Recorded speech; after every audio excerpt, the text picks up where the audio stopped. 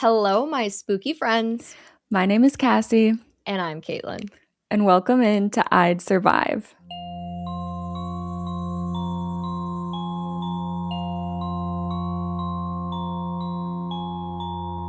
Hi, how are we doing today? I'm Cassie. Caitlin, you know, have you not learned that you can't do that to me? I'm That's fine. so true. I'm fine. No, I'm fine. I'm just busy. Like, that's all it is. We don't know how to answer how are you? We know how to answer what have you been up to? Do you know what I mean? Yeah, that's what so my true. brain takes when you say that. And I'm like, oh girl, so much, but I'm fine. So much, but I'm fine. Yeah, but I'm fine is my answer today. That's good. How about you? I am good. I'm tired. Yeah. I'm busy also. Yeah. Lots of things happening. I also spent the whole weekend out in the sun, which is like great. But then your body is like, yo, now you just need to sleep inside for a day because the time sun to hibernate takes everything out of you. It does. Also, my throat kind of hurts today, y'all. So if I don't have a voice by the end of this episode, just accept it. Just roll with it. We're going to be fine. It's great. Totally. So, have you watched any horror since we last spoke? So no. So no. Okay, but I do have something to say. You do? I was working. I don't remember what I was doing. And I get a FaceTime from my sister. And she was telling me about a TikTok that came across her For You page that also came across mine. Oh, dear. And it was like trying to watch The Odyssey in theaters, but then having to deal with the Other Mommy trailer at the beginning. Oh, okay. So there's this movie coming out this fall called Other Mommy. Yes, I've seen the poster. Okay. It's coming out October 9th. I know this because my sister called me and she was like, I saw this TikTok and I want to see it. And I was like, I saw that TikTok and I also want to see that. So we'll be there. Perfect. But it doesn't look good. It doesn't look bad. It just looks like they're turning Coraline into a horror movie with like demon possession. Other Mother from Coraline. Well, that's what like someone in my chat was like, oh, have you seen the trailer for Other Mother? And I went, Other Mother sounds so familiar to me. Why? And I Googled it and I was like, that's Coraline. Yes. And they were like, oh yeah, it's Other Mommy. And I was like, whoa, wait a second. Exactly. I feel like it has to be Other Mommy because if they called it Other Mother, then it would be too Coraline. But like it already is. And I'm just like, maybe I'm going to see it in theaters. Maybe it's going to like be better than I expect. But I think no matter how good or bad, I think I'm going to have fun with that one. Yeah. No, that sounds great. Yeah. I'm a little sad because I was like watching YouTube the other day and an unskippable ad came on and it was like a 15-second Insidious trailer. And like it didn't tell me much plot wise, but like it showed a really good jump scare. And I hate when they do that because now I'm gonna watch it and I'm gonna go, here comes that jump scare. Yeah. Which is what happened to me with the really good jump scare in Smile. Me too, with the head. Yes, that's such a good jump scare, but it's in the trailer, so ruined. So yeah, I was sad about that. But that's okay. Wow. I did watch a couple things that I can speak to. I watched Final Destination 4. Yes. Which we kind of talked about. Movie. We did. We discussed this a little bit. And it wasn't as bad as I thought it was going to be, honestly. Great. Because I think it was still fun in that it was doing like crazy death sequences. Yeah. The acting in it was not superb. Yeah. And the plot was like, why did you guys even bother? Yeah. You didn't need that. But it was like, fine. An example of like the expectations helping you for your experience. Unlike what happened with Scary Movie. Well, yeah. 5. They really tried to warn me. I said it can't be that bad. And then I was like, oh, yes, it can. Yeah. Never mind.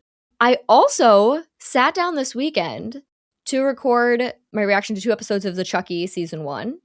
And I was like, okay, great. Let me watch episodes 7 and 8, thinking it was a 10-episode season. It was an 8-episode season. So I have officially finished season 1 of Chucky.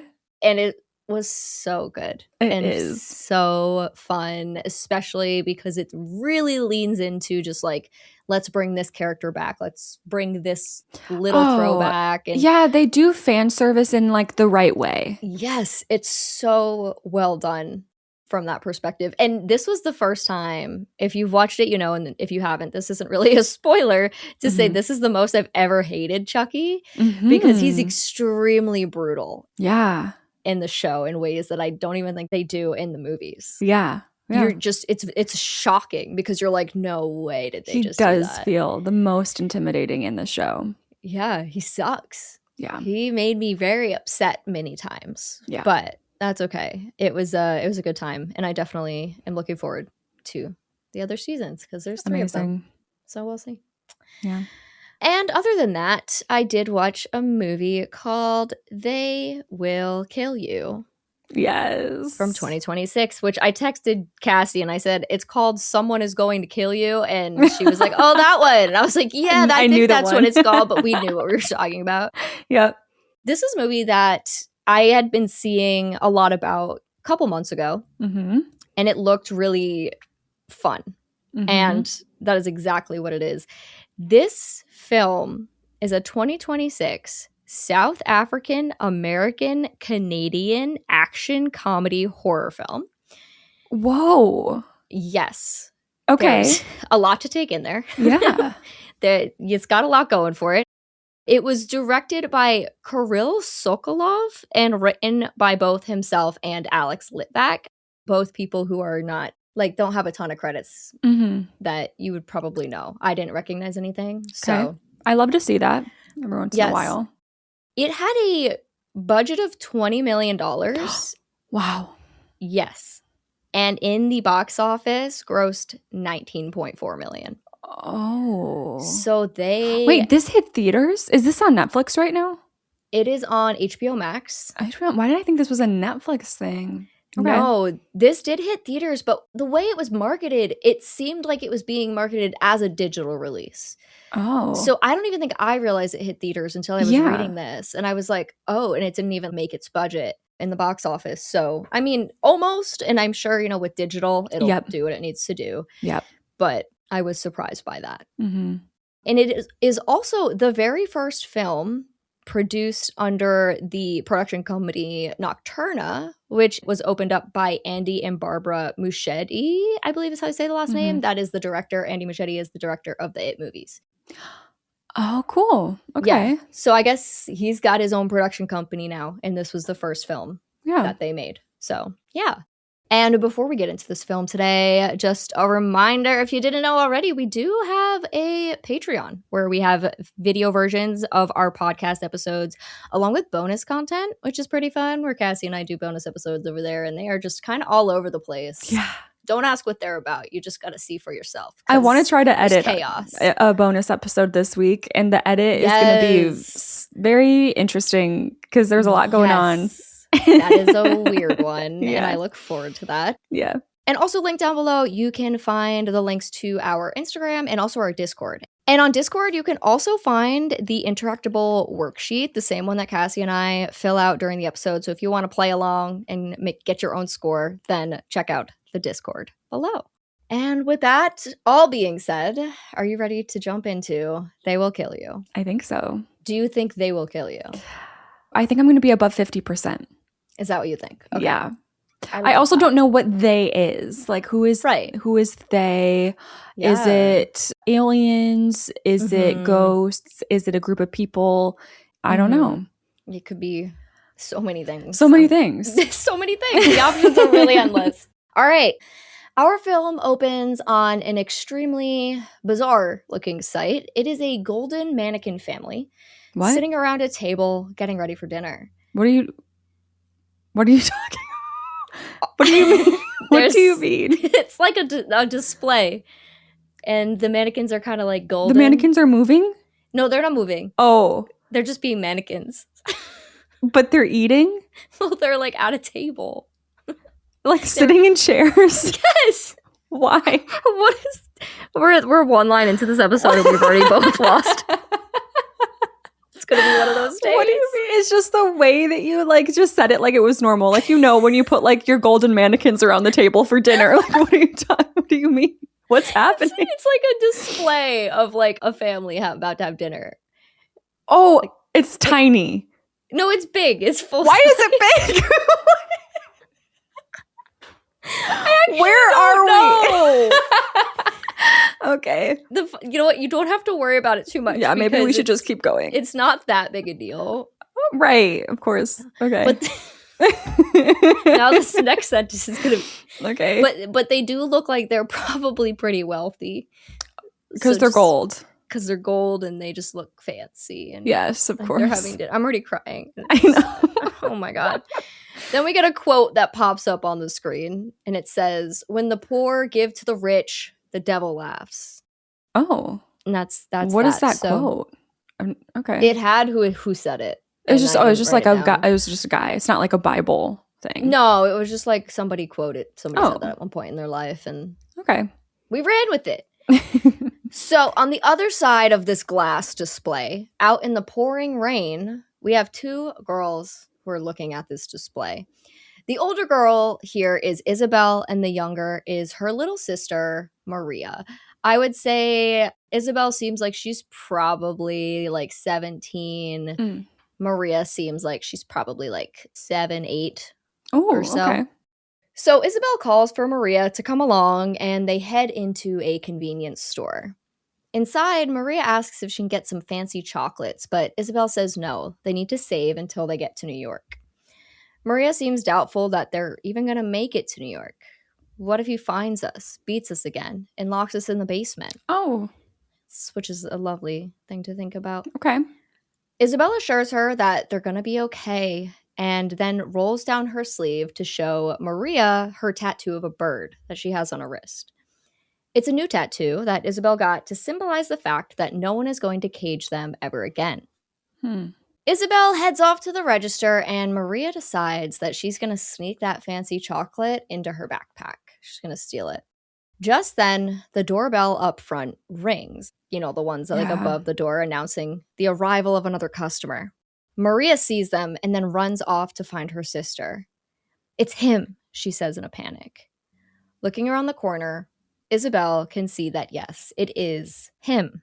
"Saw 2 girls come in here. Where the fuck are they?" this guy says to the cashier. Cashier directs him to the back, and he starts calling out for the girls. "Come on out. I promise I'm not mad," he says in a tone that's like he's honest. It's uncomfortable and a little scary. Okay. "I know things have been hard since Mom died, but we're a family and we've got to stick together," he continues. Ooh. Meanwhile, the girls have been trying to sneak their way to the front of the store so that they can escape. And they're about to make it out, but the security alarm goes off because Maria stole that chocolate. And it set off the alarms. How is that? What do they got on that chocolate to set off the alarm? I know. That's kind of crazy. Yeah. So they take off running. Mm-hmm. Their father's in pursuit. Mm-hmm. And as he chases after them, there's a man in a car outside, and he like cuts them off. And I don't know who this man is. I think he's with the father, but it's not that important. But like he's also like trying to trap these girls. Mm-hmm. Isabel turns around to face her father and pulls a revolver from her bag, pointing it right at him. Okay. "You stupid little bitch," the father says. "What are you gonna do? Shoot your own father?" Yeah. What? Like, yeah. Sounds like maybe sounds like we've been locked in a cage or something. Like, yes, I will. Actually, yes. "You'll never touch her again," Isabel screams back at him. Ooh. He insists that he can't let her take Maria. So he charges at Isabel, who does not hesitate in pulling the trigger, shoots him right in the chest, and he tumbles to the ground. Now time slows way down, and unsettling music takes over as Isabel freezes in place. The father, not dead, grabs Maria's ankle, and cops start pulling up to the scene. Okay. Oh, I don't know if that's good or bad. Ugh. Isabel turns and takes off running, leaving her sister behind. I did. What was that? Thunder. Ooh, atmosphere. Wait, I'm down for this. Okay. Wow, that was crazy. It is storming in the movie, so just think of it as atmosphere. Okay. Wow. It's very loud. So Isabel, she panics, she turns, and she takes off running, leaving her sister behind. Oh, no. Well, let's jump 10 years later. Oh. Mm-hmm. Okay. I'm Solid stressed. 10 years. Yes. So Isabel stands outside a large, old-looking building in New York, once again in the pouring rain. She rings the bell and looks over at the etchings around the entrance, and there is very much a like devil figure carved there. And she raises an eyebrow at it, like that's kind of weird. It's just like a devil carved into the door. Yeah.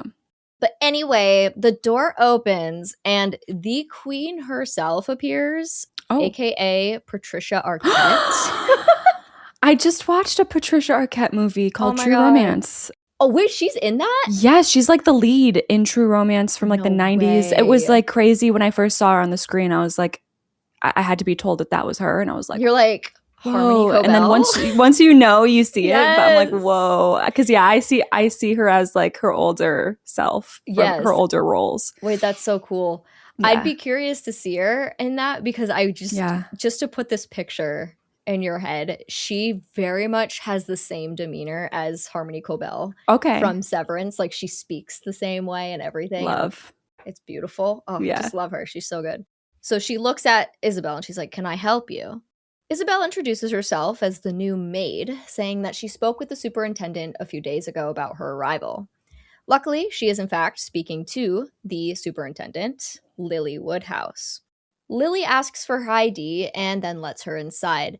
And I do want to say, have you seen the original Suspiria? Yes. You have.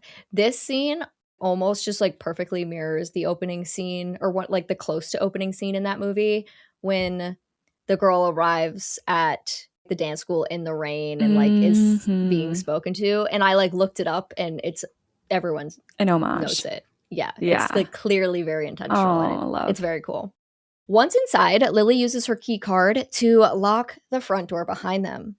3 large bars click into place. It's very dramatic. And Isabel's like, okay, whoa, that's a lot of locks. Yeah. And Lily just says, it's a memento from olden times. She goes on to tell us that this building, the Virgil, was built in 1923 and is now one of the most exclusive buildings in all of Manhattan. She then tells Isabel that she has to surrender her phone while on the premises because the residents here require absolute privacy. Isabel's very taken aback by this new information as a woman, Miss Sharon, makes her way over to meet the new maid. She's a very wealthy resident here. She notices that Isabel is soaked and offers over her jacket to warm her up. Isabel, like, clearly is not interested. She's like, not really necessary, but she just accepts it. And then Miss Sharon asks what happened to Isabel's eye, and she says, I fell in the shower, which is clearly a lie, just like based on the tone and like the size of the gash on her face. But anyway, Lily's gonna go ahead and show us to our room now. We make our way into a hallway where we can see a ton of maids all in matching outfits. The first floor is reserved for service staff, so this is where Isabel will be staying. On their way to her room, Lily excuses herself for a moment and walks into one of the open doors. Isabel glances inside, and the scene here closely resembles the mannequin scene from the start in the sense that it's like all these people around a table and it's very fancy looking. And I think that's intentional because like that's the only connection I see there with that mannequin scene. But this time it's maids instead of these like wealthy people. Lily walks in and very clearly, mind you, says, I have a new offering, pointing to Isabel. And all the maids stop and stare at her for a moment. And then a little boy walks up to her and burps before saying, hi, Piggy. Oh. And Isabel goes, excuse me? Before Lily walks up and tells Damien that was not very nice. Yep. That's not very nice. So Isabel wants to know what like the girls around the table in there were celebrating. I guess they were. It didn't really look like they were celebrating, but sure. It's a small tradition, Lily says. One of our maids will be rewarded tonight for her dedication. These people came here with nothing. They were broken and lost. I gave them a place to belong. They arrive at Isabel's room and Lily goes to unlock the door, but gets a little scared because a man walks out of the room at the same time. and he too seems surprised to see Lily here. Yeah. Ray, what are you doing in there? Lily asks. He says he was just getting the trash, but Lily seems mad because she has told him before to stay away from the new arrivals. Ray's a little sassy. And I thought I told you to leave me the fuck alone, he says. Ooh. Lily goes, I'm afraid I can't do that. I'm still your boss and your wife. Oh! Wow! Lovely! Wild! Ray just mumbles and like starts to walk away. Love ya, Lily calls after him. Fuck off, he replies. Wow. This is a good time for me to bring up the energy of the film. Okay, yeah. Remember, it's comedy action, and it is so, to me, so similar in tone and feeling to Ready or Not. Okay. So yes, that's the kind of energy you're going to be over the top. Be ready for. Characters, comedy, yes. So Isabel just watches this whole situation like, okay, that was weird. But Lily brings Isabel into her room, and she does a little sweep, checking behind curtains and under cushions. She says her husband sometimes leaves things around that frighten the guests, so if she finds anything weird, just ignore it. But this is where Lily will leave her for the night, so Isabel goes ahead and settles in. She grabs some clothes to wear to bed and shoves her suitcase inside this like cabinet dresser thing of sorts. She takes a nice hot shower, and as the room fills up with steam, the mirror over the sink begins to fog up. The words, "They will kill you," appear on the mirror as though someone wrote it there with their finger. Okay, wait, so that's not totally supernatural. That's like someone. It that's looks possible. like someone wrote it. Yeah. Yeah. Yes. Okay. And it is kind of funny because it looks like it's almost CGI'd because it's used as like the title card for the movie. So it's got to be like nice and crisp. But then Isabel gets out of the shower, grabs her towel, and she suddenly like stares a little startled into the mirror. But she wipes away the condensation because she's actually just looking at the cut near her eye. So she didn't even see the message at all. Okay. So it's like not as clear as you initially think it is. When she leaves the bathroom, she hears some suspicious banging that sounds almost as though it's coming from within the walls. Oh, God. That's one of my biggest fears, actually. Like stories of people, like squatters in your walls. Ooh. You know, there's like there's so many stories. People being like, oh, this man was living in my walls for like a year and I just didn't know. That's so insane. Yeah. Yeah. I take mild solace in the fact that my house is, the integrity of this place is just, there's no room. Yeah. For anyone to fit. Me too. So thank God for that, I suppose. Love thin walls. So Isabel goes and grabs a chair and she peers into the vent in the wall. And she even takes out her lighter to get a better look. But then a sudden thud sends her flying off her chair and onto the floor. And that hurt. She's like feeling it. Then she hears a loud laugh out in the hallway and goes to take a look. Oh. The hallway is quiet, deserted. And then the lights start shutting off one by one down the hall toward Isabel until she remains in the pitch darkness. The lights kick back on all at once, but these are different lights, much dimmer, more like nightlight vibes. Down the hall behind Isabel stands a figure cloaked in black robes and maybe some sort of devilish mask. But it slowly turns and walks away down the other hall before Isabel turns around. Isabel's spooked, so when she gets back to her room, she locks the door and then uses a chair to like put under the door handle so that someone couldn't get in. And then she heads to bed. At 3:17 a.m., while Isabel is fast asleep, we hear a beep and then a click, as though someone has just unlocked the door to her room. Great. With a key card. Then the handle slowly turns on the door. But that chair that Isabel placed there blocks the path of the handle, making it impossible to open the door. And the intruder does fight a little bit against it, but then gives up pretty quickly. We can hear the footsteps go a little further down the hall before seeming to possibly enter the room next door. Some soft thuds as we pan over to the vent. The face of a figure appears within and then moves away. We continue to pan over to the fridge, and as we cut to a sleeping Isabel, we hear the fridge door open with the rattle of bottles stored on the door. Cutting to a wide angle, the figure cloaked in black now stands over Isabel's bed, watching her sleep. Okay. Yeah, it's cute. It's cute and quirky. He glances down at her feet and then takes a nice big lick of her toes. What? Oh my God, what's the movie that does that?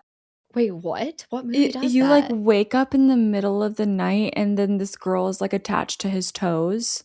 Ew, what?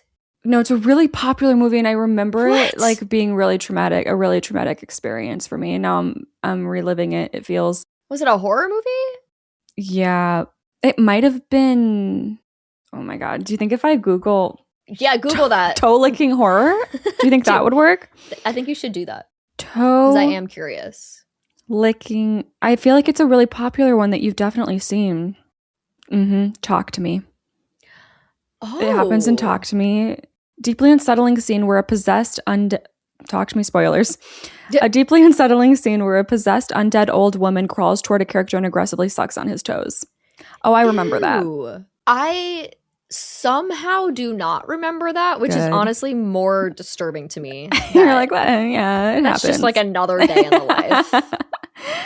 Okay, so that's what I'm seeing in my mind. That's awesome. Good. We also get a glimpse at the figure's face now, and it's giving pig. Oh. Yeah, like pig snout. Oh, what are they? So this is a them, I'm assuming. Of the they that will kill you. Yeah. And they have pig faces. Yeah, we'll continue and okay. Don't worry. Well, worry, but you know. Yeah. So the figure grunts as it looms over Isabel, and then a drop of its saliva falls upon her cheek. I don't want that. I don't. Are you sure? I'd rather them eat my toes. Because I don't want their saliva to accidentally get into my mouth. Ew. Yeah. Valid, yeah. Slowly, and then suddenly, Isabel jolts up, feeling for the moisture on her cheek. Yeah. After a moment, the pig figure envelops Isabel from behind, holding a cloth to her face. He holds on tight as Isabel strongly fights back. She manages to launch her feet into the air and kick off the wall, sending her and her attacker backwards. They fall into the counter where the attacker hits his head hard on the edge and falls to the ground with Isabel. What the heck? I thought she was going to wake up and he was going to like not be there. She didn't see him at first because he was like hidden in the shadows. And then he just was like, So they fall against the refrigerator door as it begins to rumble. Isabel crawls away. She's kind of out of it. Her vision's a little blurry. And she leaves that figure's body against the door that is now trying to like open. It seems like the fridge is trying to be opened up. At the same time, someone else bangs on the vent until it falls into the room. And then another person tries the door again. Oh my God. Isabel's vision, again, continues to blur as she crawls for the nightstand. She reaches for the lamp, pulls the cord out from it, and then falls backward unconscious as 4 different cloaked and masked figures enter her room. So they are masks. Yeah. They're just very disturbing looking masks. And it's weird because did he grunt like a man or like a pig? I think like a man. Actually, as I was reading that line, I went, I don't remember him doing that, but sure. You know, okay, interesting. Sometimes it'd be like that. Yeah. She's out. One of them, Kevin, says, leaning over Isabel. Kevin, played by Tom Felton, if you care. That's Draco Malfoy. Oh my goodness. Okay. Yeah, I was like, oh, what are you doing here? Yeah. Another figure removes her mask, and this is Sharon from earlier, who we met. And she notes that the first figure who entered the room, his name was Bob, the first guy, he's also out. Why didn't he wait for us? Kevin asks. Sharon believes it's because he fucks them. This line is like said very comedically, but to me it's like a weird joke to put in the script. Like it's not. That's like, not. Yeah, that's not funny. It's not funny at all. Like that's too weird. I don't know. I don't like that part. With the tone they're trying to pull. Yeah. Yeah. So I was like, oh, ew. Okay. But anyway, Sharon goes to move Isabel's body, dragging her by her feet, when Isabel opens her eyes. Sharon looks at her curiously, still holding her feet. What the, she says, as Isabel bites into the lamp cord, sending shockwaves through her own body and into Sharon. Sharon flies across the room and onto the table. Isabel stands up with a scream, her own body smoking. What? Oh my God, how is Isabel okay? Sharon's body's smoking. Yeah. Okay. I don't know. Motherfucking shit, she yells, and then she just runs this is Isabel, runs and closes herself inside the dresser cabinet thing. And all of these figures just kind of stand there like, huh? What? So Kevin walks to the cabinet telling Isabel, come on out of there. But she just screams insults back at him. He then looks to his friends and says, come on, guys. It's just one girl. Tell that to Bob, Sharon replies, as Bob sits up with a massive gasp for air. In the meantime, Sharon's been breaking all the legs off the table. She takes one for herself, handing the other 3 to Bob and 2 of the other figures. They all stand outside the dresser ready to pounce as Kevin opens up the door. He laughs, seeing Isabel sat on the floor of the cabinet. Gotcha, he says. But then a small smirk creeps across Isabel's face. She whips out a machete and beheads Kevin.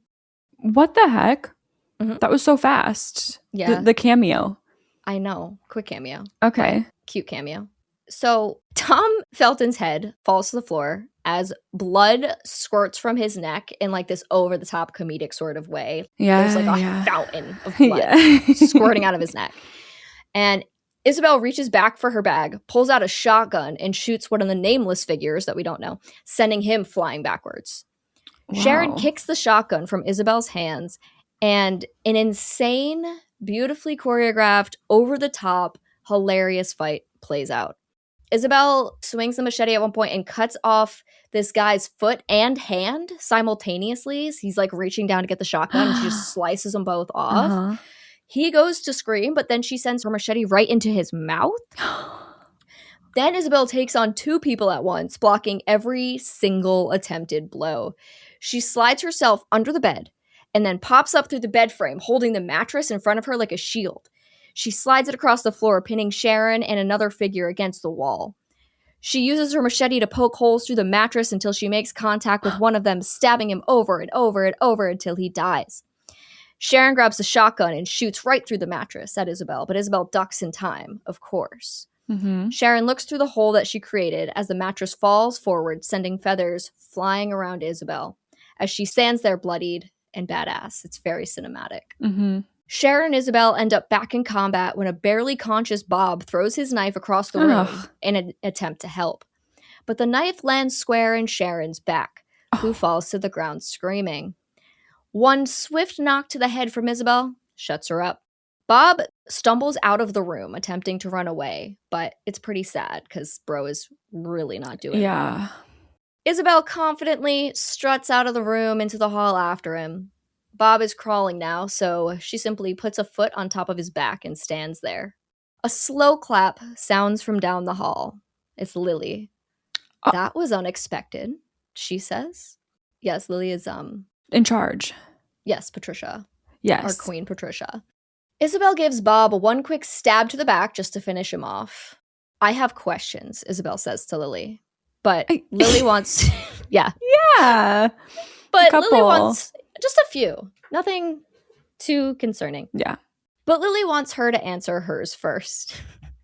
The delivery on this is so good. Okay. But I can't do it. Yeah. So Lily just goes, who the fuck are you? She screams this down the hall. Okay.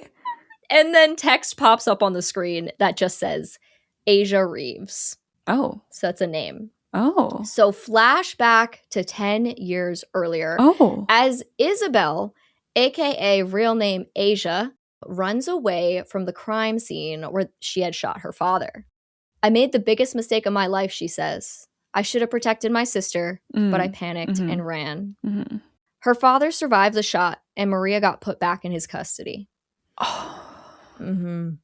Eventually, Asia got caught and ended up in prison until about a month ago. She had hired a PI to try and track down her sister for her, and he had traced her phone back to this very building, the Virgil. The PI knows that the Virgil is a sketchy place. People that get hired there often go missing, but no one seems to care since the people they hire are generally minorities, illegals, and people off the street. And the people there are rich, so the cops they stay out of it. But get this.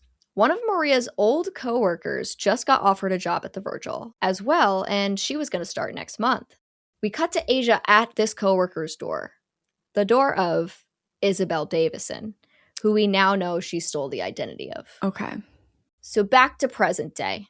My name is Asia Reeves. She sounds confident as she says this to Lily. Mm-hmm. And I have come here for my sister Maria. Mm-hmm. And Lily's like, wow, you must love your sister very much to risk your life for her. And Asia demands to know where Maria is. I'd like to help you, Lily responds, but I too have a family to care for. A rather unusual family with rather unusual needs. She nods with a smile down the hall, and Asia turns to see all of the cloaked figures walking out of the room. One hops on one foot carrying his limbs. What? Sharon gives her a smile. Kevin carries his own head in his arms before placing it back upon his neck where the skin fuses together. Oh, okay. Yeah, so Tom Felton's back. Don't worry. That makes more sense. This makes more sense now. The other figure does the same with his severed hand and foot, just like puts it right back on. Another maid walks out from her room, and Lily tells her to grab the blade from Asia. Asia buries the blade into the girl's stomach, and the girl holds on tight, so Asia has to leave the blade behind and make a run for it. Mm-hmm. She goes into the maid's room and slams the door behind her. "What did you do to my mom, you bitch?" the little boy we met earlier screams. Asia tells him to shut up as she barricades the door, but the boy comes up behind her and stabs her in the back with a screwdriver. Oh my God. Asia gives him a clean sock to the face and he goes down. Out in the hall, Lily reminds Sophia, the stabbed maid, that when she resurrects, she will need to clean up the blood from her own murder. Love that. Yeah. Sophia agrees, and then, in quotes, I put, dies, because we're going to have to deal with that today. And that is the end of Act 1. Right. So remember when I said I'd be in above 50%? I laughed. I was like, okay. Yeah. I could see it in your face that you were like, oh, interesting. But I was like, nah. I like got with this. the vibe, all I knew about the movie was I had a certain vibe that about it. I mean, maybe it's because it's like that comedy right aspect that I was like, well, it'll probably be fun and be fine. No. Yes, and then you find out that Asia is the baddest of badasses. Yeah, exactly. And is also essentially fighting immortal people. So, oh man. You know what this is actually reminding me of a little bit in tone? Scott Pilgrim versus the World. I've heard of this, but I've never seen it. It's like, yeah, comedy action. That's probably why I'm getting it. It feels like very similar in tone, and like there's just these badass like face off energy. Yeah, for sure. And to me, the whole time I'm watching it, I'm just thinking of Ready or Not and Ready or Not 2. Yes. Because it's clearly taking from that, especially like the camera work and like the set design. The set design is very bright and colorful and crisp. You know, it's got that feel to it. Mm-hmm. And I only have 2 questions for you. Ooh. In Act 1. Could you fight off 5 immortal beings in a small hotel-like room?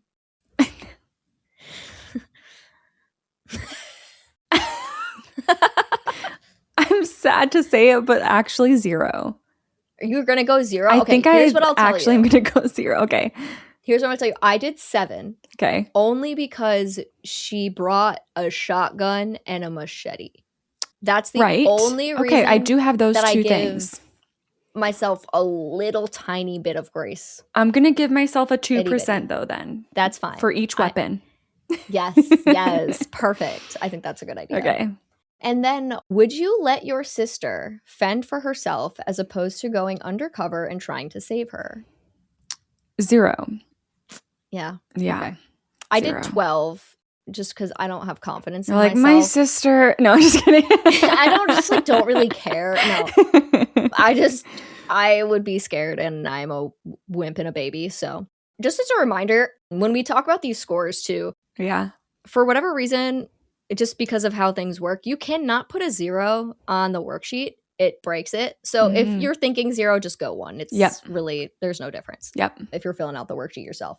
So those are your only 2 questions. Cool. So what did you get?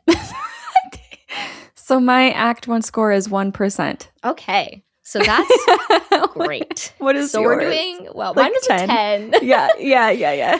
So we're off to an awesome start. Awesome. Good for us. Yeah. We're going to do so good. They actually might kill us. Yeah, they will kill you. Right. Maybe I should have taken that more seriously. They were not joking. Yeah. All right. Act 2, here we come. So Lily yells into the room that Asia should really just give up. The entire building is completely locked down. She has no way out, but Asia is not one to give in that easy. Can I just ask, is the energy, or did I miss something, where this is just a place with immortal fighting beings? Yeah. Her sister ended up here. She's going to fight them to save her sister. Yep. And this is just like accepted. Did she know what she was walking into? No. She just knew it was a sketchy building. Yeah. Is she like not surprised by like the immortal beings? No, she's definitely surprised. Okay. She's just like, that much of a badass. She's just the most badass. Like that's her personality, is like, how badass can I be? She just accepts it and is like, okay, let me cut you then. Yeah, let me get you good. Wow. Wow. Yeah. But it does seem that Lily isn't lying about this place being impossible to break out of, because Asia is currently trying to break the locked windows in the room, and they just won't break at all. She's like throwing chairs and they're just bouncing off the glass, so to speak. So as the figures try to break down the door, Asia is searching for any way out of the room. The vent won't budge. But when Asia pulls back the carpet, she discovers a trap door in the floor. She jumps inside to discover an underground tunnel system that seems to connect all of the rooms. But these are like vent-sized tunnels, so it's more like vents, but you can only crawl in them. And Bob's already within the tunnel system, so Asia has to stay hidden and quiet until he passes. She collapses for a moment in exhaustion, but then she glances down at her wrist and sees her bird tattoo, a reminder that she could never be caged again. So she keeps going. Asia crawls through the system until she overhears Kevin yelling at Lily about how her job was to find someone nice and helpless for the ceremony. Does anything about that vicious bitch seem nice and helpless to you? Lily is like, well, there are literally 5 of you, so there's that. And Kevin's like, she was armed. And Lily goes, and you're immortal. Yeah, fair. Literally. Asia comes up on a crack that she can kind of see through into this room where the quote-unquote family is gathering. They're talking about how they owe an offering tonight, so they really need to find Asia ASAP. Asia reaches through the crack and like moves what she can't tell from her angle are books out of the way. She's peeking through like a crack in a bookshelf. So she's in the walls now. Her movement of the books is heard by the family. So they all like, shh for a moment. Like, did you hear that? What was that? And Lily just walks straight up to the bookcase and slides it open, revealing Asia just standing there behind it. And then Asia just reaches for the door and closes it. And then Kevin starts poking the machete through the wall. And Lily's all, don't kill her, you idiot. But Kevin promises he's just going to cut her up a little bit. So Asia's dodging the knife along the walls when, unfortunately, it makes contact with her palm and it goes straight through her, pinning her to the wall. The family comes through the bookcase and looks at Asia trapped there. Lily was like, see, running is pointless. You could have avoided the pain, but now here we are. Asia looks her right in the eye as she pulls her hand downward, letting the knife slice her from the palm through the gap between her ring finger and pinky. My answer is no, by the way, to that question. Yes, this is a question. Oh my God. I know. I thought long and hard on this one. I was like, could I do that? This reminds me of I won't say the movie because spoilers, but another movie we did on the podcast where it was like, could you bite off your thumb? Yes. And it was like, maybe in the most dire of situations, but I don't think so. Yeah. And honestly, this is easier than biting off your own thumb. But yeah, I don't know about that one. No. Eat shit, Asia screams before turning and running off. Wow. Sharon takes one shot with the shotgun and misses. And again, Lily is like, the fuck are you doing? We need her alive. Asia has dropped down in the tunnel system again and is crawling away as fast as she can. Her hand is obviously also messed up now, so that's a little bit of a struggle. Sharon, just imagine it like being floppy. Luckily it's not. Oh, good. It's still like very solid. Okay, good. But it's very bloody, which is not great. Sharon and Kevin drop in after her and split up, determined to find her. And Sharon actually does find her quite quickly, and a fight ensues between the two. Fight, honestly, might be the wrong word, though, because Asia kicks her in the face and then repeatedly stabs her with the screwdriver, like blood just spraying everywhere.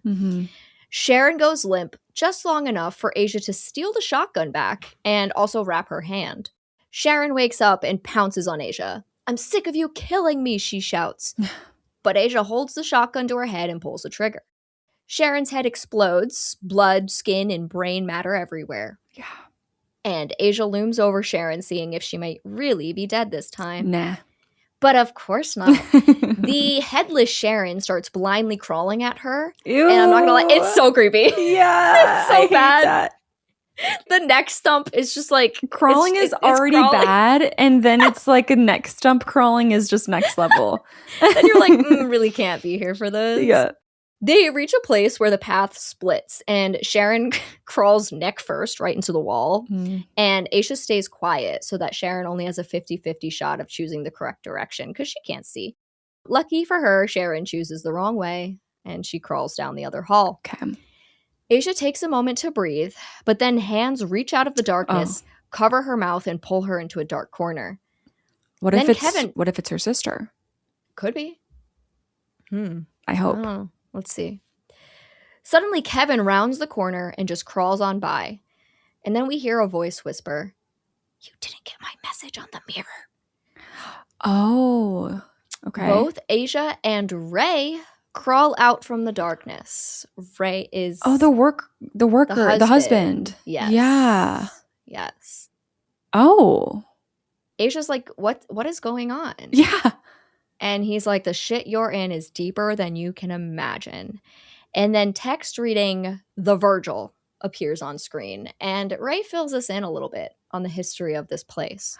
I wonder if they are inspired by weapons at all with this editing style. Oh, that kind of, yeah, there is. You know, like sectioning off sections. Storytelling in that way. Exactly. He starts out by saying, "This building is a temple for Satan." Oh, okay. Of course, just casual like. Oh my God. So we're literally sacrificing to Satan. Oh, to Satan himself, yes. Wow. This also is why people talk about connections between this and Suspiria, because it's like very much like a very similar story, just done differently. Yeah. Which is really fun. So essentially, long before this building even existed, their ancestors had made a deal with the devil. Immortality in exchange for human sacrifices. And as long as your name, you don't want immortality? No. I don't either. That sounds awful. Yeah. But that's okay. As long as your name is on the list, you cannot die. So what they do is they lure in unsuspecting souls to use as sacrifices, but sometimes they actually end up inviting them into the family instead. They're given the opportunity to prove themselves through hard work that they are worthy of joining the family on the list. But then if you fuck up at any point, your name can also just be removed from the list. Oh my gosh. Take it right off. So it's kind of toxic. Yeah. Asia's like, I blew this bitch's head off and she's still alive. Like, is there really no way to kill him? And Ray straight up is like, "Did you listen to anything I just said?" Like, usually no. There's like one thing, like one secret thing. I'm curious about if the movie's going to go that direction or stick with it. He is essentially like, whatever happens to them, they can like grow back limbs. They can grow back whatever they need. Now, while this has been occurring, I forgot. Okay, how could I forget? A disembodied eyeball has been emerging from a pile of flesh, and it seems to have its own consciousness. Cute. Aw, it's kind of like Thing, like the hand from Wednesday. Oh, yeah. Or Addams Family. Yeah, this is an eyeball. Oh, maybe he's nice. It's Sharon. Oh. It's just her eyeball. Oh. So I was hoping we were just going to have like an eyeball sidekick. No, if only. Man. So Sharon's consciousness is like split right now. Like she is still the headless being, but her eyeball is also just doing its own thing. But she is now able to just follow Ray and Asia around. Like she's just rolling around. And unfortunately, this eyeball also has like the tendril part on it. Ew, yes. So it's like flapping around. It's really awful. So Ray's explaining that even a sliver of skin is all that's needed to keep living when you're on the list. Even if you're completely burned, but you got a little like hangnail, you're going to reform. You're fine. So then, total fire could be the way. It does sound like that based on what he says, yes. Okay. They're climbing up a vent from the first floor to the second floor, and they're like back against one side using their feet and their hands to like pull themselves up. It's crazy. I'm like, couldn't be me. No. Not at all. And the eyeball's like, well, I need to follow them up there. So how does it get up there? It flings itself with its tendril and then ping pongs up the chute. Is it funny? Yeah, it's funny. Yeah. It's very goofy. I love eyeballs that. flying around. This is also when Asia and Ray crawl over a vent that looks down into the room below, showing us a massive orgy that is taking place. And Asia's like, what is this place? And who? People we don't know? Yeah, they're just people who live here, like a lot of like the wealthy residents of the building. Are we supposed to assume that they are immortals? Like people who live here are in the family? Pretty much, like any residents, yeah. Okay. They use family loosely, not like blood. It's just like anyone on the list is family. Yes. So she's like, what's this place? And Ray slowly turns around and just says, fuck floor. Immortality gets boring after a while. So I guess each floor in this place caters to different vices. I see. To keep them entertained. My gosh. I'd be on that food floor day and night. Be a glutton. Yeah, that would absolutely be me if I ended up here. That's so true. Oh my God, yeah. You'd be immortal. So I think that yours would probably be, I could just see you being like sloth, just like sleeping. You're just like laying around. Doing literally like, leave me alone. Let me go to sleep. Let me go to bed. Yeah. Honestly, I would like that. Yeah, I would like that a lot. Asia chooses now to ask why he's even helping her if he's one of them. And he just says, I have my reasons, and then keeps going. He leads them to a room where they drop inside, and there's a maid in there. And when she turns around, Asia just says, Maria? Okay. So Maria looks back on her blood-soaked sister with fear in her eyes. What are you doing here? She asks. Asia tells her that she's here to save her and fills her in on the fact that this place is actually a satanic cult and they use human sacrifices. Well, I think Maria knows that. I know. Maria responds pretty plainly. And then we get the text, Maria Reeves, popping up on the screen. So we're going to see how she got here.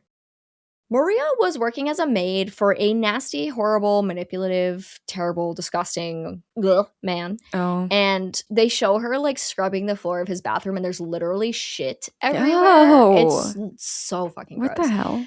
It's so gross. And one day, Maria gets in trouble with him for calling him a fucking asshole behind his back. So someone told on her. And Maria's extremely apologetic. But the man says that there's, really only one way she could make it up to him. Okay. And it's exactly what you would think. Yeah. So she leaves that night. Okay. And yes, thank God. And thank God, but also she finds a flyer for the Virgil. Yeah.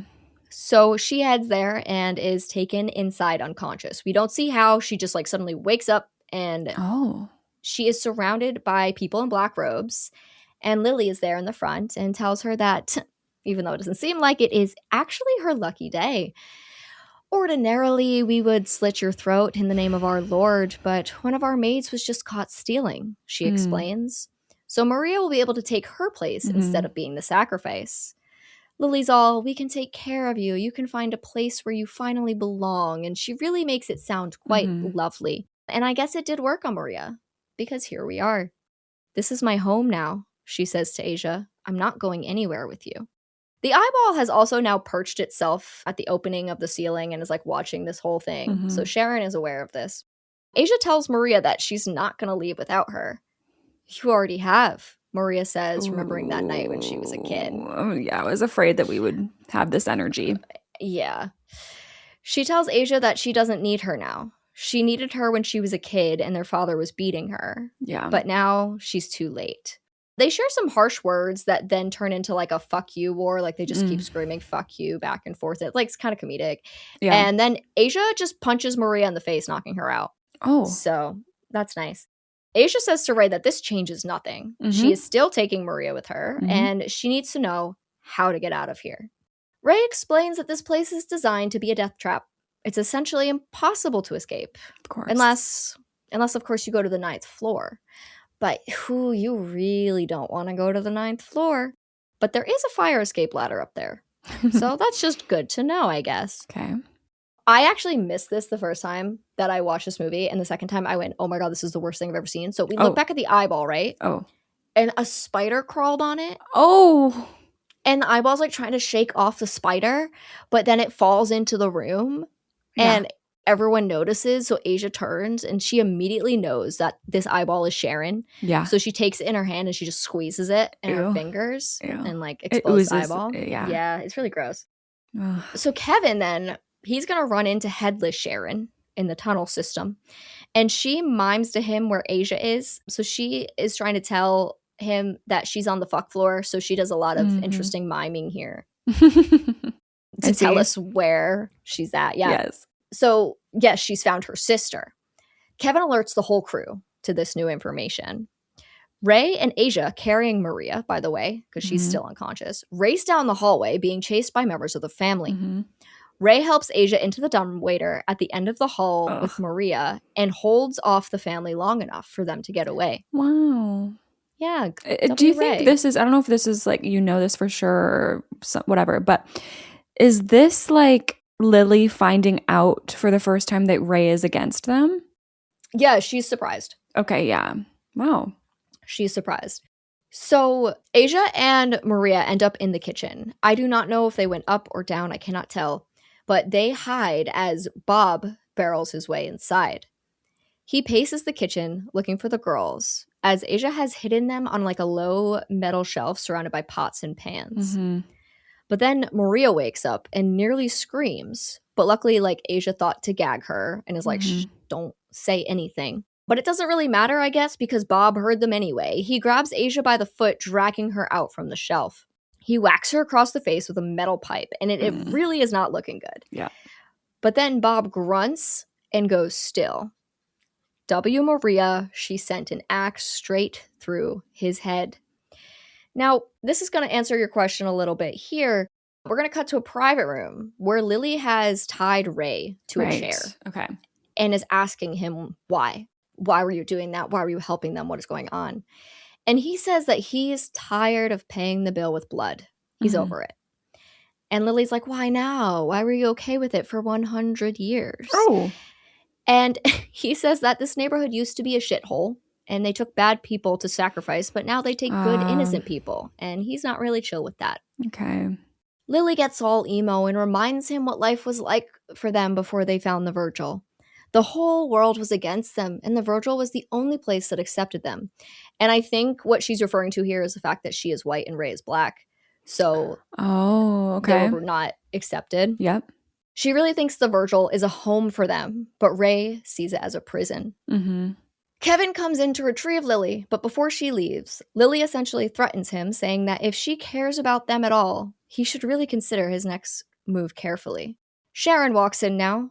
She's got a very, very tiny head because she's in the process of growing it back. So she's just going to stay here and watch Ray. I do fear Ray is going to die. It does give that feeling, doesn't it? Yeah. It's not like too the greatest good. feeling. Well, he's not that good because he was still like killing people. I mean, he justified it and was like, well, it was bad people, but like you don't know that for sure. I'm sure he was just convincing himself that they were to make himself feel better. And I think that is exactly like the energy. Like there's more dialogue there, and I do think that is true. Yeah. Lily makes a building-wide announcement that their offering is on the loose within the Virgil. I just dropped her picture in the group chat, Lily explains, and then urges everyone to grab a weapon and start hunting. So they do. How many do you think there are, by the way? At least 100 Whoa. people. And I just have to say that casting Patricia Arquette as Lily is like the most perfect. It only works because it's her and just because of the way she delivers lines, and she's so funny and she's just so good at everything. So back with Asia and Maria. Maria seems kind of mad at Asia, telling her that she picked another fight that she can't win. But she also refuses to just watch her sister die. Maria intends on helping Asia escape, but doesn't want to leave herself. Okay. Maria leaves the room, and Asia sneaks after her through a dark, fancy reception hall. But there's a cloaked figure in there who sneaks up behind her and slams her into a table. Asia whips around, fighting back. It really is quite dark in here, so she can't see who or what she's swinging at, but she quickly discovers there is definitely more than one person in here with her. She stumbles out of the dark room into the brightly lit hallway. She grabs a cloth and wraps it around the axe that she's been carrying, then lights it on fire as a whole herd of figures loom in the doorway. There's like at least a dozen here. Yeah. She gets ready to fight when one of them pushes their way to the front, revealing that they have captured her sister, Maria. She charges straight for them and back into the dark room. Now here we get a very lengthy and cool fight sequence of in the Asia light of the fire. Absolutely annihilating everyone with her fire axe. Yeah. Again, like a dozen people. And there is, oh my God, there's an absolutely diabolical moment where Asia, so she picks up a table and throws it across the room. And then she flies through the air a remarkable distance. After it, this is all in slow motion. The figure that she's thrown the table at shoots through the table and it splits in two, opening up a path for Asia to fly through and slice the figure perfectly down the middle, head to toe with the axe. It's kind of giving Sharknado. Yeah, you know what? Honestly, like yes. Chainsaw. Absolutely insane, over the top. You get the vibes. Yeah, amazing. The sprinklers turn on, putting out the scattered fires around the room, and Maria emerges from the darkness, reuniting with Asia once again. Maria finally embraces her sister, saying, "I missed you, I'm sorry," and she apologizes over and over and over again, but Asia just keeps telling her that it's okay. Okay. The figures around the room start waking back up. "We have to get out of here," Asia says. So off they run together. And that is the end of Act 2. Okay. Still dead. Still dead? Oh, yeah. You don't think you're going to do much better here? No. You might. Okay, let's see. Could you pull your hand from the machete, freeing yourself from the wall? I'll go 4. Okay. Wow. I did say 31. Wow. I don't think... Put yourself in the... I know. You have to... That's... I think I would just die. You would just give up. You say, you know what? That ain't worth it. Because I don't want to run around with floppy hand. It's like I know in the movie it's not very floppy, but I'm just imagining like just a cut all the way from there to there. Yeah. It's going to flop around. I think my brain would rather die. Okay. I understand. I don't want to die. It's like very Let me clearly, clarify. Yeah, it's very clearly like the right thing to like take a hand injury then choose death. But like I just don't think I don't think I could do that. Yeah, I don't know. I'm just imagining life or death, like that thing that kicks in. The survival I hope instinct. I have that. Well, I hope I never have to find out if I have that. But well, true. I do hope I have that. I just like can't imagine. That's fair. Yeah. That is fair. This is your saving grace question. Ooh. Could you convince your sister to help you escape after she spent the past 10 years feeling abandoned by you and now feels like she has found a new home? I know there's a lot there. Well, I would do the same thing. I would like knock her out and like carry her out of there if I needed to. So like convince, I mean, it seems like going to that extreme made Maria be like, it made her come around. And I would go to that extreme. Right. So yes, I would. So I'm high. Yes. It's funny because I'm thinking about my two sisters. One of them is very stubborn and one of them is not. So it's like kind of a different answer for each. You're like, so I'll go in the middle. I'll go 95. Oh, wow. Okay. Yeah. I did 82. Yeah. I would think I'd be able to. I mean, not that I think what Asia did was like so horrible when she left her sister. I think she just panicked. But I can imagine being like really mad about that. Well, I think what hurts is how long it's been since she's come to find her. Yeah. Because, like, I get the panic in the moment, but then it's like, why did you not?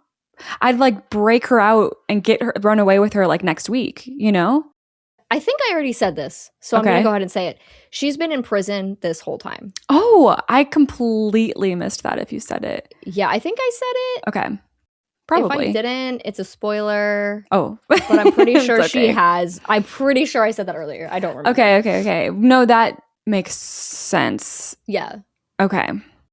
So, final question. Could you fight off over a dozen armed immortal people with your fire axe? I wouldn't even know how to make a fire axe. I know. She thought to do that, which is crazy. could I? Okay. The power of love. My sister's in there. Mm-hmm. I just got to swing away and hope for the best. Swing away, baby. I'm going to go high here, and I'm going to go 10%. You're going to go high. I respect that. I respect that. I gave myself a 3. Yeah. So I think it's the weapon itself that helps, where it's just like, just keep swinging. Yeah. You know? The fire does help a little bit. Yeah. Because, that's not bad. Okay, I did come up to a 37%. All right, I had a 39. Okay. So I expected us to be around the same on that one. Yeah. So that makes sense. Lovely. All right, great. So it is final act time. Mm-hmm. I'm sure you're ready for this. So Isabel and Maria, they pry open the elevator doors in the hallway. Worth noting, a while ago, they announced that they shut down the elevators. So the elevators are completely out of order. So they pry their way in there so they can just get inside the shaft itself. So they get in, they take a seat on top of the elevator, actually. And Maria is taking a look at the gash in Asia's hand, and she helps her clean it up and wrap it. Okay. And this is like the heart-to-heart moment. Yes. So Maria asks Asia where she learned to fight like that, by the way. And we just get a flashback to Asia beating the shit out of people in prison. Right. So yes, I did bring that up earlier. Yes. Maria also lets Asia know that their father passed away 2 years ago from cancer, something that Asia hadn't known. Okay. She then apologizes to Maria for abandoning her back then. She's regretted that decision every day of her life for the past 10 years. Maria just smiles softly and says, well, you can't change the past. Asia just wanted to make sure she knew that now in case they don't make it out of here tonight. The family, led by Lily, has been scouring the entire building, looking everywhere for the girls with no luck. As Lily walks down the hall, she stops and stares at the elevator doors. There's a speck of blood there where the 2 doors meet. Asia and Maria have been climbing the ladder within the shaft, trying to go up to the top floor. And they've made it up quite a few floors at this point, when down below they hear the doors open and Bob climbs in, seeing them up above. Like, climbing Chase feels different. I hate it. It's creepier to me. It just feels like there's so much more chance of falling and like just the anxiety and the you're like you're shaking your heart like it's already scary climbing that high. Ugh. Exactly. So Asia takes a shot at Bob with the shotgun because she's holding onto it, but she misses, and Bob starts making his way up the ladder. Asia tries desperately to reload the gun while on the ladder, but it's not an easy task. And she finally gets it, but then the gun doesn't fire. So that was pointless. So she throws the gun down the shaft, and it does hit Bob in the head, but it doesn't affect him. Right. It's just like, oh, okay. Another person emerges through the elevator doors that the girls are passing, but they manage to fight them off, sending them falling down the shaft, hitting Bob on their way down. Oh, amazing. Bob slips off the ladder, but holds on to the axe, which has hooked itself very precariously on one of the rungs. Yeah. But the girls get off the ladder and enter through the doors on this floor. It is the 9th floor. Where Lily and a ton of members of the family are just standing there waiting for them. Right. It's over, Lily says. No, it's not, Asia replies, and the family all laughs at her. But Asia reminds them that they need her alive for the sacrifice, right? So what they're going to do is they're going to let Maria go, or Asia's going to jump down the shaft, killing herself. So selfless and so misguided, Lily says. Do you even know whose life you're fighting for? And then Maria's like, Lily, no. What the fuck are you talking about? Asia asks. Well, Lily continues. Didn't you ever think, how exactly did your dear sister come from being just another one of our sacrifices to have a chance to join our family? What deal has she made? Oh. The deal pops up on the screen. Oh. Let's get filled in. So we flash back to the night Maria arrived as Lily explains to her that she will join them in praising their Lord. And when the time comes, she will be able to put her name on the list, so long as she kills her sacrifice. 1 death for 1 life, a small price for immortality. But Lily tells her that if she ever tries to run, doesn't find an offering, or breaks her word, they will kill her. So there's a montage of Lily serving as a maid at the Virgil, as she explains that she never wanted to hurt anyone, but she really had no way out of this deal. It's really not her fault at all. They just kind of forced her into it. So she did what she had to do, and she put up her old coworker, Isabel Davison as her sacrifice. Mm. But instead, Asia showed up in her place. And if she doesn't offer up a sacrifice tonight, she will die. So back to the present. Lily says she feels so sorry for Asia. She's essentially done all of this for nothing. Kevin grabs at Asia, but she tries to fight him off and pulls back. But she takes one too many steps backward and falls down the elevator shaft. What? Time slows down as Asia falls back to her death. But don't worry, Bob catches her ankle from the ladder. Oh my God, ow. Do you think, I wonder how far you'd have to fall? Yeah, for it to just like, you know? Ew, yeah, right? Oh. That's a good question. And I don't want to think about it too much. Anyways. Anyways, Bob drags Asia back up to the top where Lily gives her a nice little non-lethal stab to the stomach with the machete. Now we go see the head, she says. Oh. And off they all go into, and by all I mean like that core family group. Yep. They go into a secluded and very cold section of the 9th floor where a pig head is speared on a pole surrounded by lit candles. Pig on a stick? Really? Asia asks. Lily tells her to show some respect before shoving her fingers in Asia's wound. And she then brings that blood over to the pig's nose. Oh.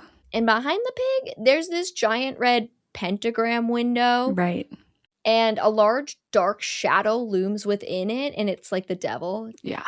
Shadow of the devil. Awesome. And like the devil's peering into the room. And then he reaches through the window and he's still a shadow. So he's like a shadow on the floor. And his shadow goes along the floor beneath the pig and then like goes up into the pig head. The pig does not start speaking. The unclean spirit has entered the swine, says the pig. Okay. Yep. Okay. What does this look like? How does this look? Okay. Is it funny? It's like, yes, but it's so gross. This pig head is so nasty. Yeah, it's a good balance. Yes, but it is obviously comedic in the sense that it is a talking pig head that is the devil. Right. So that's, like, you know. Interesting like, that it's a pig as well. Usually it's a goat. Right? Right? That's true. Yeah. Yeah, we went with pig. Okay. So that's nice. Lily is like, hey, we got you a new offering. And Kevin also says that they brought along Ray and Maria because they both have betrayed the family. Lily actually tries to defend Ray a little bit, saying that he just had a bad lapse in judgment and he felt sorry for the girls. The pig devil calls Lily a liar and then says that Ray is out. So this fleshy tendril that hangs from the neck of the pig begins to move toward its head and it wipes Ray's name from its flesh. So it is at this point that we realize that the list is written on the pig head. Wow. Okay. Yeah, so that's where the list is. And then the pig is like, kill him, Lily, or die. Lily begs her lord not to make her do this, but he does not budge. So Lily takes a cleaver and approaches Ray, teary-eyed. Right. I can't let you go, she mutters. I made my choice. Now it's your turn, darling, he replies. Lily takes a breath and then slits Ray's throat, killing him. Which, unfortunately, we did see that one coming. We did. Poor Ray. I mean, he wasn't a good person, but in this situation, he could have helped us. He could have turned around and maybe learned, but no chance. Exactly. Now Maria is up. She begs for mercy, asking for another chance. She knows she should have never helped her sister. Asia lets out like a very disappointed, like, what? Yeah, wow. Like, why are you doing this? The pig orders Maria to kill her sister. And Asia's begging her not to, but Maria simply apologizes and approaches the pig. What? Write your name and join us, he says. Maria grabs the pencil that dangles from the pig's ear, by the way. It's on like a chain, so it's just like convenient. A little earring. Yeah, and she writes her name upon his skin. Oh my God. Now seal the deal, he says. The two figures holding Asia bring her over. And Maria apologizes and said that she wishes they had more time, but this is the only way. Maria raises the blade to her own throat and cuts it. Very sad. Oh my God, like complete, like dead. Yeah. Oh my God. Yes. So everything goes slow motion again. They do this a lot. And the whole room just stares in shock. Asia falls to the ground next to her sister as she dies and reaches for her hand. I'm so sorry, Asia says. Maria's weak, dying words are, "Don't be. Go fuck them up." Well, yes. Yeah. And she will. Yeah, she does not have to be asked twice. Mm-hmm. The dramatic music kicks in Mm-hmm. as Asia reaches for the cleaver and turns to the family that remains in the room, which is Lily and the 5 original members from the beginning. Mm-hmm. "One death for one life," mutters the pig, as we look upon its skin and see that Maria had actually written Asia's name instead. Oh. So that's why Maria Okay. died. But what does that mean for Asia? That would mean that Asia is immortal. Right. But she's immortal, but she's like now in this Satan cult. Mm-hmm. So they're going to kill her anyway. Because she's Mm-hmm. going to she's going to betray them, obviously. Right. She's not going to be like, okay, I'll be part of the cult. Thanks, sis. Yeah, pretty much. So, okay. Yeah. Yeah. We'll see how it goes. We'll see how it goes. Mhm. So Asia swings the cleaver at the pig, slicing off the piece of skin with her name on it. Oh. And she puts it in her pocket. Oh, cute. Lily screams in disgrace that Maria sacrificed herself to make Asia immortal. Oh no. So Asia's body heals itself of all its cuts and bruises. I didn't even I'm just so happy the hand is intact again. The hand is good. The hand's chilling. Interesting. See, if I knew that it was going to fix itself, if I was going to become immortal, I think I would do it. You know? Yeah. But I don't think that was on her mind at all when she did that. Like No. that, you can't really take that into consideration. But now in hindsight, if I had hindsight on my side, yeah, you'd be like, oh, well, of course. Yeah. So Lily screams for all of the family members to get that piece of skin and erase her name. But Asia wastes no time in her own attacks. She flings the cleaver across the room. It impales Bob in the head. He falls to the ground. Mm-hmm.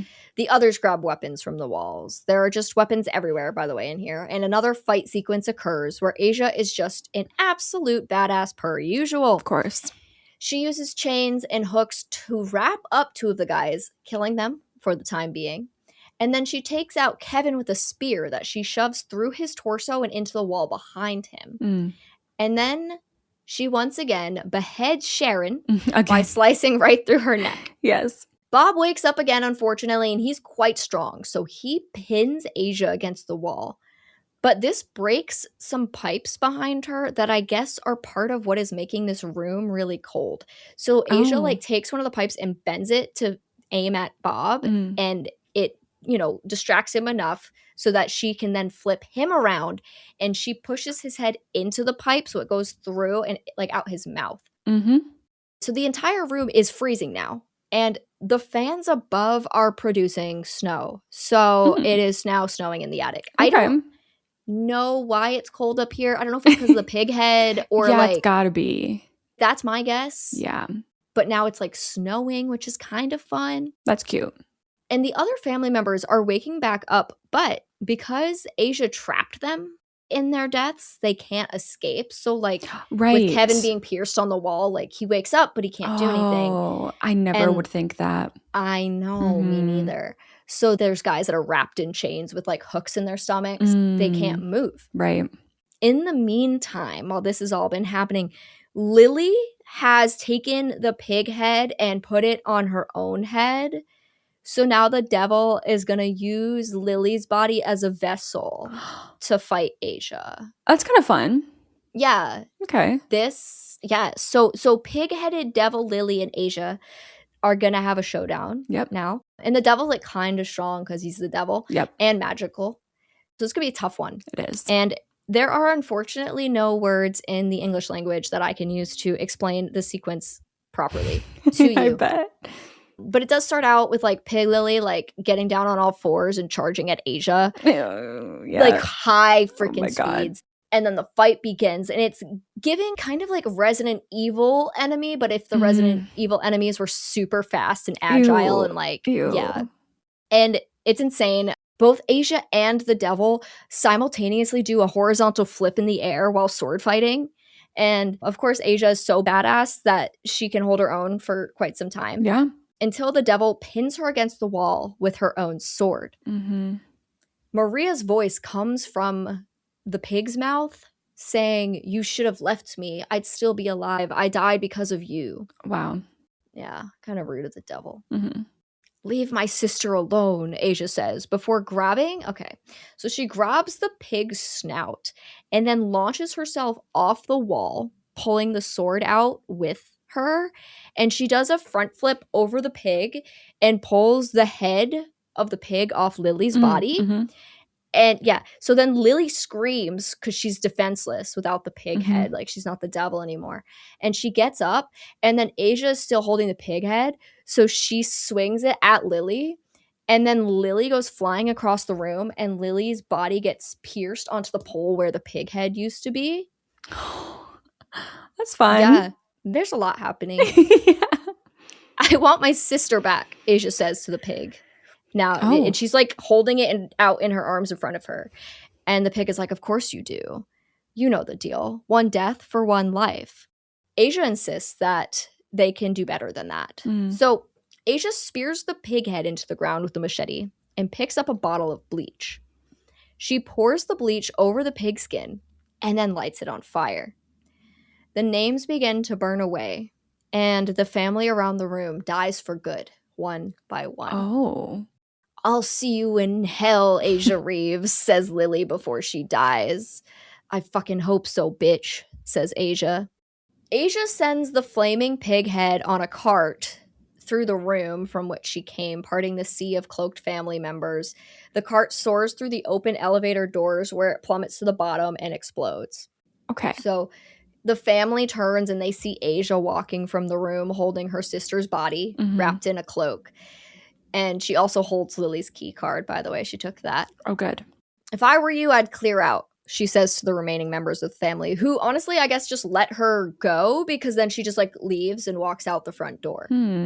Out on the street waits the PI with his car, and he's just like waves at her on the other side of the street. He's like, hey. And Asia just walks on over, and she places her sister's dead body in the back seat and notices that she too had gotten a bird tattoo. Oh. So this makes her smile for a moment, and the PI guy is just like, so what happened in there? And Asia just goes, rich people. Yeah. And then they hop in the car, and the PI glances in the backseat and tells Asia that he's sorry for her loss. Asia reaches into her pocket and pulls out the pigskin she had cut from its head. Instead of Asia Reeves, it now says Maria Reeves. The skin writhes in her hand as though it's alive. And suddenly, Maria sits up in the back with a large intake of breath, scaring the shit out of the PI. Yeah. Yes. Asia turns around relieved as she watches her sister's body heal itself. Wow. What happened? She asked. And the PI is like, yeah, that's a great question because you were just fucking dead. Yeah. And Asia says, I changed my name to yours. And then I killed all those motherfuckers. This is an extremely important detail because I missed it on the first time. Okay. She was only immortal for a second. And then she changed it. So when she fought everybody, she was not immortal.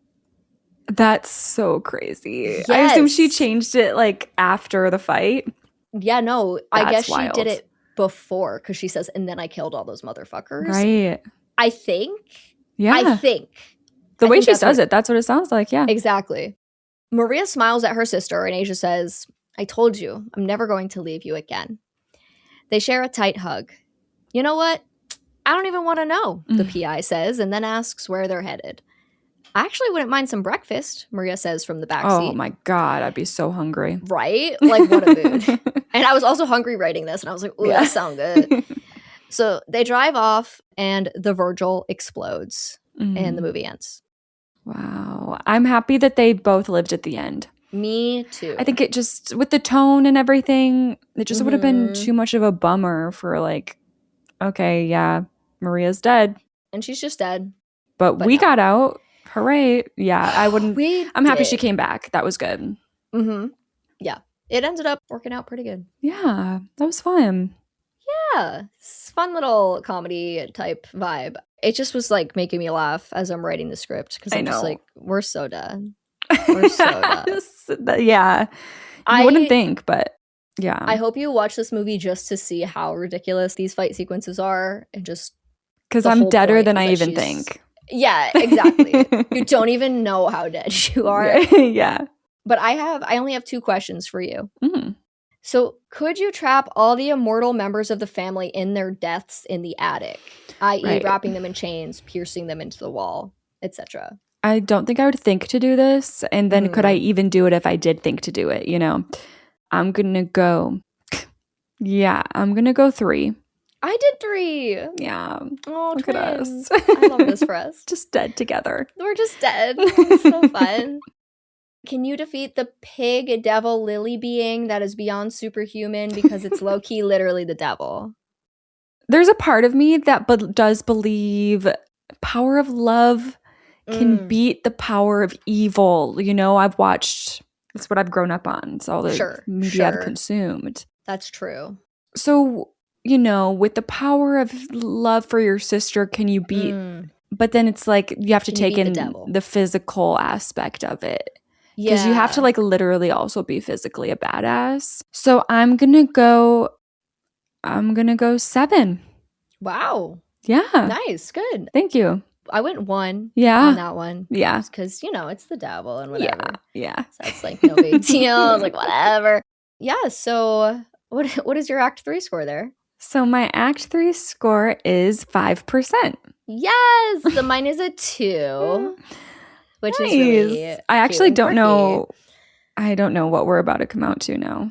Yes. You know, we're going to be pretty close, I think. I think so. Okay. Not bad. Okay. Feels a little high, actually, but okay. You just got to roll with it. So my final overall score is 15%.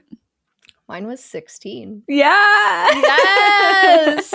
So we did end up with a 16. And here's why I'm okay with this. Because I sat there after I finished scripting and I did my score and I was like, do I need to do an Act 4? Like, is this too high? The reason it's not, because I come back, for me personally, in Act 1, there is the question, would you let your sister fend for herself as opposed to going undercover and trying to save her? I put 12 for that. So there's like a 12% chance I'm not even here. Okay. And then that gives me essentially a 4% being in there. So for me, I was like, me being a 16, I'm okay with. Only because I might not be there. It's technically, I would say it's technically a few percent maybe too high. Maybe a few, but it's enough. It's low enough to get the point across that this movie is insane. That it's absolutely crazy. Yeah. So yeah, 16% for us. Wow. Which is probably our lowest in a while. Yeah. It's a rare one. Yeah, especially lately. The worksheet often boosts us. Yeah. But today it could not save us from our fate, unfortunately. But wow. Yeah. That was They Will Kill You. And it turned out that they did. They did. In fact, kill us. And don't you dare try and give yourself a high score for this episode. I swear to God. If I see like the community score is at like 39, get out of here. Y'all are banned from the Discord. Yeah. Because ain't no way. No way. But thank you guys so much for tuning in and hanging out with us this week. As always, check out the links below to find our Instagram, Patreon, and Discord, where you too can fill out an interactable worksheet to get your own score. So let us know. Would you survive?